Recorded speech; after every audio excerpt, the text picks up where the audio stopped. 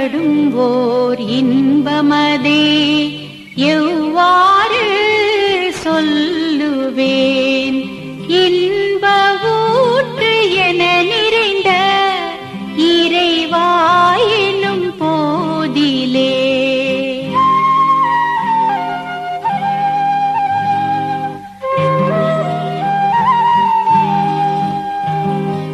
நன்மை தரும் நவகோள்கள் நட்சத்திர கூட்டம்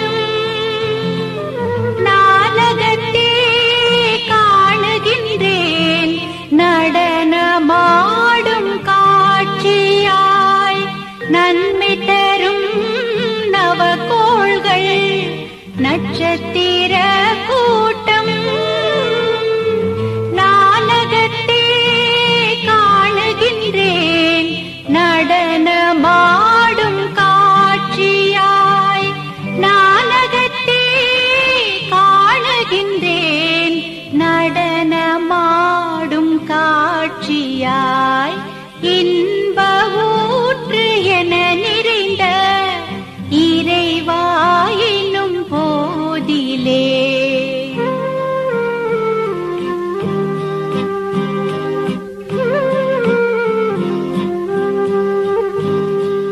உன் பெரிய பேரியக்க உவமையற்ற ஆற்றலால் உலகங்கள் அத்தனையும் உருளுதே ஓர் கொத்து போல்.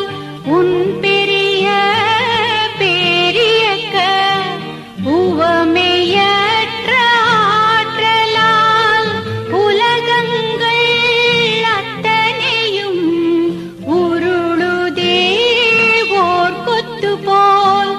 உலகங்கள் அத்தனையும் உருளுதே ஓர் கொத்து போல். இன்ப ஊற்று என நிறைந்த இறைவா எனும் போதிலே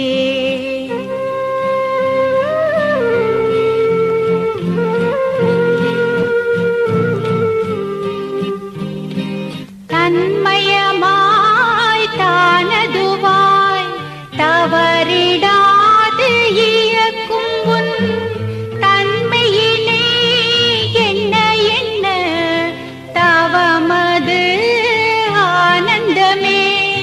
தன்மயமாய் தானதுவாய் தவறிடாது இயக்கும் உன் தன்மையிலே என்ன என்ன தவமது ஆனந்தமே.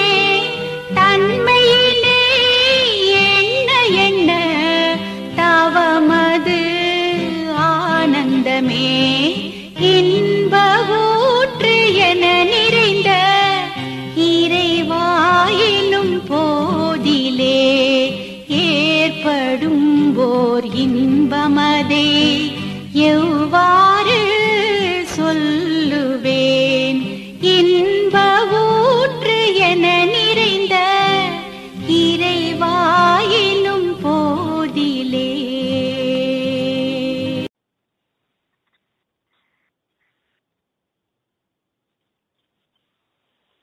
இறை உணர்வில் எழும் பேரின்பம். இன்ப ஊற்று என நிறைந்த இறைவா எனும் போதிலே ஏற்படும் ஓர் இன்பமதை எவ்வாறு சொல்வேன்? நன்மை தரும் நவகோள்கள் நட்சத்திர கூட்டம் நானகத்தே காணுகின்றேன் நடனமாடும் காட்சியாய். உன் பெரிய பேரியக்க ஓமையற்ற ஆற்றலால் உலகங்கள் அத்தனையும் உருளுதே ஓர் கொத்து போல். தன்மயமாய் தானதுவாய் தவறிடாது இயக்கும் உன் தன்மையினை என்ன என்ன தவமது ஆனந்தமே. விரிவுரை. எனது குழந்தை வயதுல நான் பக்தி வழியிலே தோய்ந்து தெய்வ நம்பிக்கையும் நன்னடத்தை பற்றும் கொண்டு வளர்ந்தேன். அப்போதெல்லாம் கடவுளே என்று போற்றி அழைப்பதில் ஒரு இன்பத்தை அனுபவித்து வந்தேன். என் வயது 20க்கு மேல்தான் சில ஆன்மீக அறிவு நூல்களை படிக்கும் வாய்ப்பு கிடைத்தது. இத்தகைய நூல்கள் மூலமாக எங்கும் நீக்கமர நிறைந்த தூய வெளிதான் இறைவன் என்ற தெளிவு கிடைத்தது. வெட்ட வெளி தன்னை மெய் என்றிருப்போர்க்கு பட்டயம் ஏது கடி குதம்பாய் பட்டயம் ஏது கடி என்ற சித்தர் பாடலும், அங்கிங்கனாதபடி எங்கும் பிரகாசமாய் ஆனந்த பூர்த்தியாகி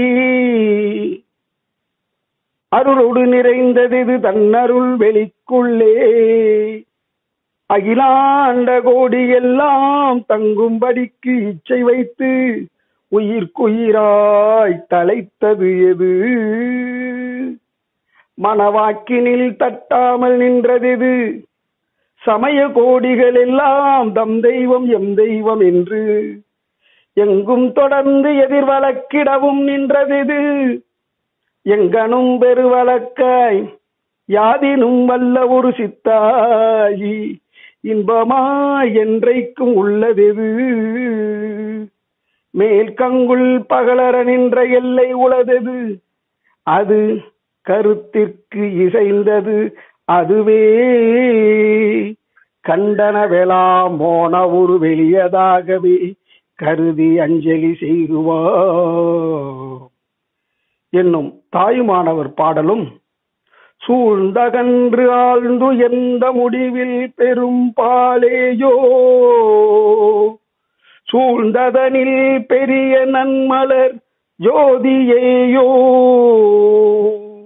சூழ்ந்ததனில் பெரிய சுடர் ஞான இன்பமோ சூழ்ந்ததனில் பெரிய என்னவாவர சூழ்ந்தாயே என்றும், நன்றாய் ஞானம் கடந்து போய் நல்லிந்திரியமெல்லாம் ஈர்த்து ஒன்றாய் கிடந்த அரும்பெரும் பால் உவப்புயில் அதனை உணர்ந்து உணர்ந்து சென்று ஆங்கு இன்ப துன்பங்கள் செற்று களைந்து பசையற்றால் அன்றே அப்போதே வீடு அதுவே வீடு வீடாமே என்றும் வைணவ பெரியார்கள் பாடிய பாடல்களையும் படித்து உணர்ந்த போதுதான் தூய வெளியாக நிறைந்து பேரியக்க மண்டலம் அனைத்தையும் தன்னகத்தே தாங்கிக் கொண்டிருப்பதுதான் தெய்வ நிலை என்ற உணர்வு பிறந்தது. அந்த மனநிலையிலும் இறைவா என்று அழைத்து போற்றி மகிழ்ந்தேன். பக்தி வழியில் இறைவா என்று அழைத்ததில் பெற்ற இன்பத்திற்கும் விளக்க வழியில் என்லைட்மெண்ட் பெற்ற பிறகு மனதை விரித்து அகண்டாகாரமாய் நின்று இறைவா என்று அழைத்து போற்றி பெற்ற இன்ப அனுபவத்திற்கும் இடையே ஏதும் கூடுதல் குறைவு இருந்ததில்லை. எனது வயது 20க்கு மேல் இறைவன் மனிதனுக்குள்ளாகவே அறிவாக இருக்கிறான். அவனை உன்னுள்ளே கண்டறிய அகத்தவம் என்ற குண்டலினி யோகம் பழக வேண்டும் என்று பிறர் சொல்வதின் மூலமும் நூல்கள் மூலமும் அறிய பெற்றேன். இந்த வேட்பில்தான் குண்டலினி யோகம் கற்றுக்கொள்ளும் ஆசை பிறந்தது. எனது விருப்பத்தை எனது மருத்துவ குருவாக இருந்த வைத்திய பூபதி எஸ். கிருஷ்ணாராவ் அவர்களிடம் தெரிவித்தேன். அவர் புருவ மையம் என்ற இடம் காட்டி அங்கேயே தியானம் செய் என்று கூறினார். அதன்படியே பழகி வந்தேன். விளக்க முடியாத துடிப்பும் தலைப்பழுவும் ஏற்பட்டது. அப்போதுதான் ஒரு நண்பர் ஞானவள்ளல் பரஞ்சோதி மகானை பற்றியும் அவர் குண்டலினி யோகம் கற்றுக் கொடுக்கிறார் என்பதை பற்றியும் தெரிவித்தார். அன்றே போய் பரஞ்சோதி சுவாமிகளிடம் குண்டலினி யோகத்தை முறையாக கற்றுக்கொண்டேன்.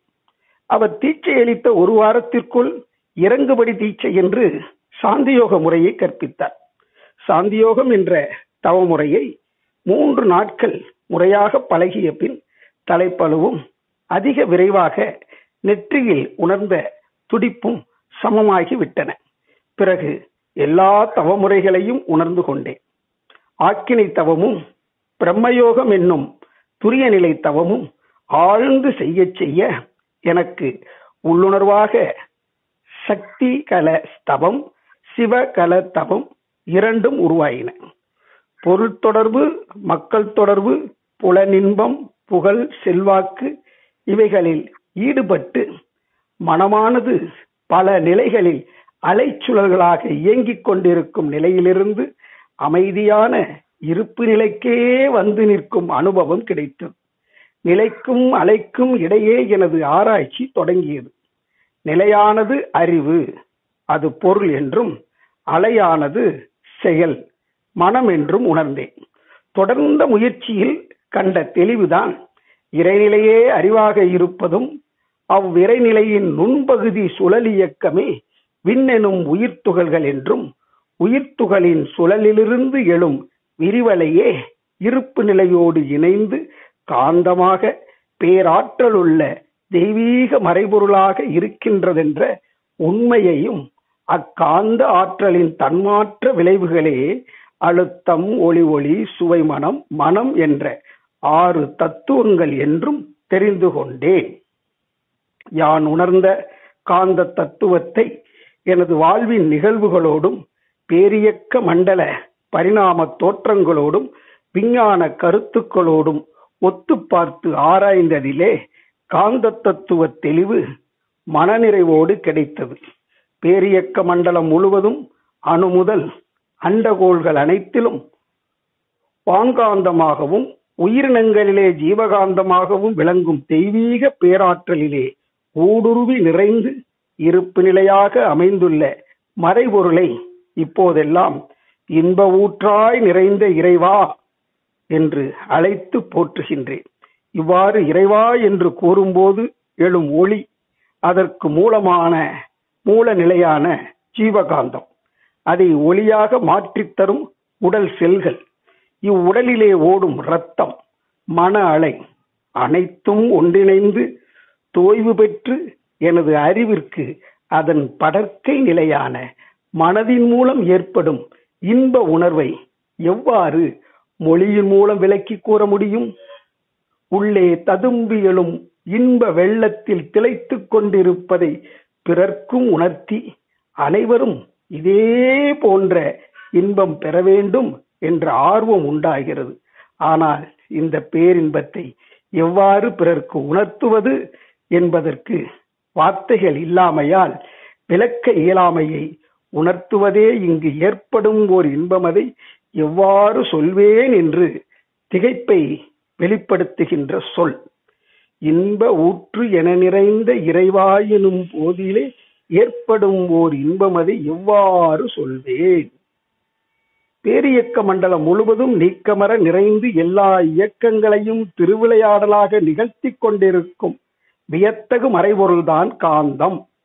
அந்த காந்தத்திற்கும் உட்பொருளாக இருப்பு நிலையாக அமைந்து காந்த தன்மாற்றங்களாகிய அழுத்தம், ஒளி, சுவை, மனம் என்ற 6 விளைவுகளாகி உயிர்கட்கெல்லாம் வாழ்க்கை இன்பத்தை வாரி வாரி வழங்கிக் கொண்டிருக்கும் உன்னை இன்ப ஊற்று என நிறைந்த இறைவா எனும் போது உண்டாகும் எனது இன்பப் பெருக்கை எவ்வாறு வார்த்தைகளால் உணர்த்துவேன் என்பதே இந்த அடியின் விளக்கமாகும்.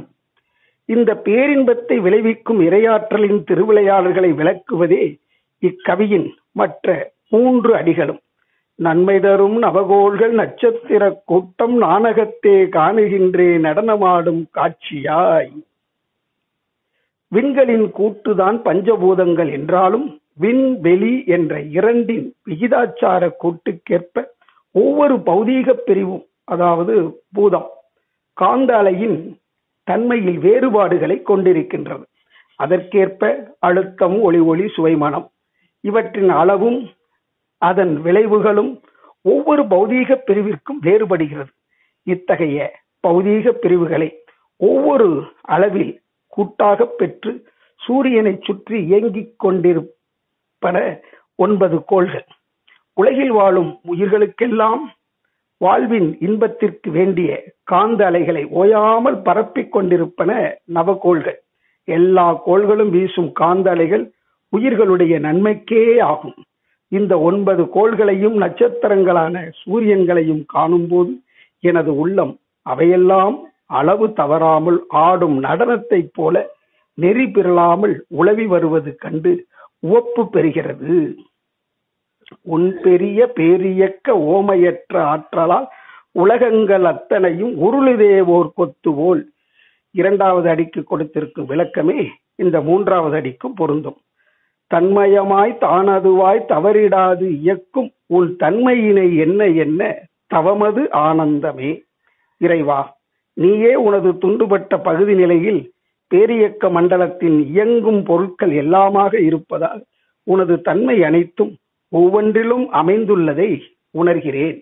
தானே அதுவாக இருப்பதால் தான் உனது விரைவும் அறிவும் ஃபோர்ஸ் அண்ட் கான்சியஸ்னஸ் கொண்டு அணு முதல் அண்டங்கள் அனைத்தும் நெறி தவறாது இயக்கி வருகிறாய்.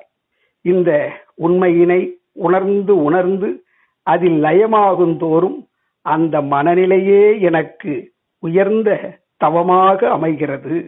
மனிதனே அவன் மனதுக்கு அடித்தளமாக உள்ள இறைநிலையை உணர்ந்த விழிப்பிலே அடையும் பேரானந்தம் அல்லவோ இது. இறைவா, இறைவா, இறைவா.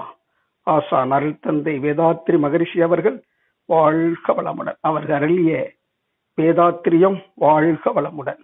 காந்த தத்துவ ஞானம் உலக மக்கள் அனைவருக்கும் உணர்வாக கிட்டட்டும். இறைவா அருள்வாயாக. நன்றி, நன்றி, நன்றி.